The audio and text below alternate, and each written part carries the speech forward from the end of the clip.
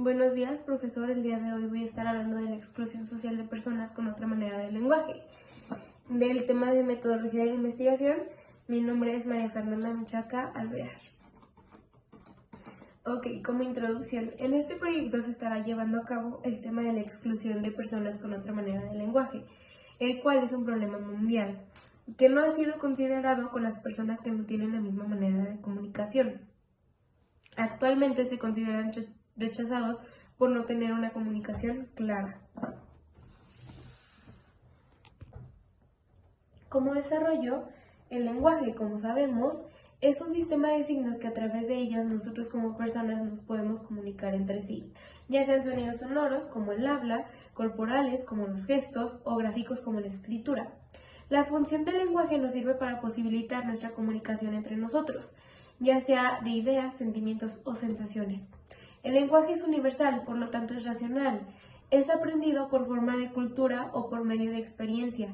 Es un proceso de codificación que se expresa mediante sonidos, signos gráficos y signos corporales. Se modifican dependiendo del entorno sociocultural. Como personas, cada quien tiene una manera diferente de expresarse y cada quien es único en su tipo de lenguaje, ya sea el tuyo o el que tomes al momento de estar en tu grupo de amigos cuando te acoplas al modo de hablar y expresarte. La lengua puede reflejar agentes positivos como la diversidad, pero también es posible reflejar la discriminación y segregación aún latentes en nuestros espacios. Entonces, nuestra manera de comunicación es discriminatoria. La lengua es una estructura que refleja las características de quienes las usan. Por lo tanto, es un ente vivo sujeto al contexto social, político, geográfico y generacional. Si desde las bases del aprendizaje se excluye la pluralidad de nuestra sociedad, entonces existe un problema. En un caso hipotético, se cita a alguien diciendo, ok, si todas las personas aquí reunidas fueran mujeres, pero apareciera un solo hombre, yo debería decir todos ustedes y no todas ustedes. Esto parece una cuestión gramática. Obviamente no lo es ideología. La propuesta de un solo uso de la lengua que legitime la existencia de todas las personas que conforman nuestros espacios incomoda, justo porque cuestiona las estructuras que no parecen no cuestionables. Lo cierto es que se debe validar su existencia. El lenguaje inclusivo está siendo utilizado y se ha introducido no solo a la conversación habitual, sino también al discurso de la academia. En el contexto de una latinoamericana que en las redes sociales testifican una reforma transversal en nuestro paradigma sociopolítico, económico y cultural, explican que estos cambios salen a la superficie también en cómo los habitantes deciden introducir o manejar el lenguaje. Nuestro lenguaje está conectado y es inevitablemente sensible a cambios extralingüísticos. Al entender la función de la lengua solo como un medio comunicativo, se cuestiona si realmente posee tintes ideológicos por su cuenta. Aquí esperaría que una vez la realidad sea distinta, el contexto por su cuenta pueda cambiar el significado de las palabras sin alterar su estructura. La naturaleza de la lengua no reside solo como una herramienta.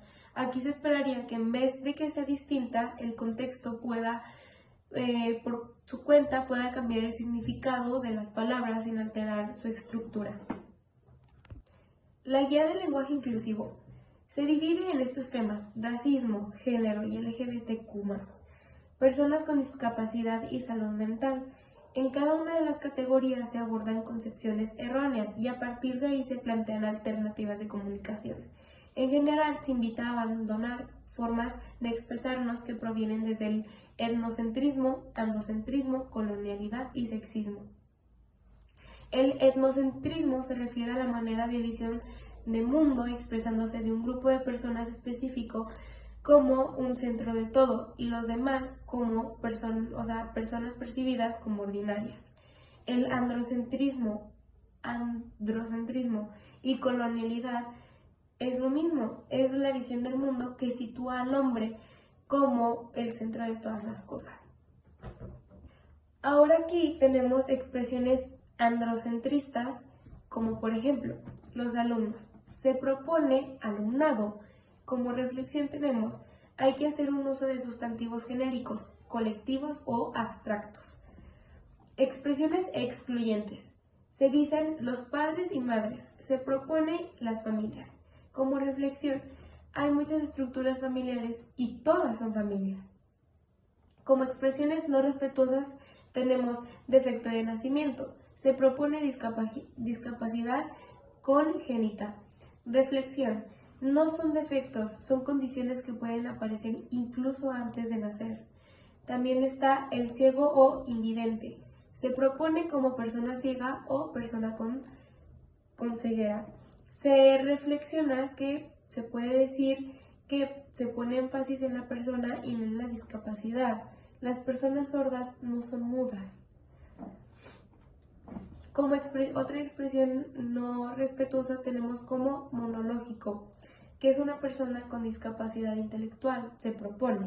Y como reflexión ponemos énfasis en la persona y no en la discapacidad. Una persona sin discapacidad no es normal frente a una persona que tiene discapacidad. El concepto de normalidad es otra forma de discriminación y exclusión. Ahora, como expresión no inclusiva, tenemos como indígenas, minorías étnicas, indios, paisanos, patarrajada o dialectos.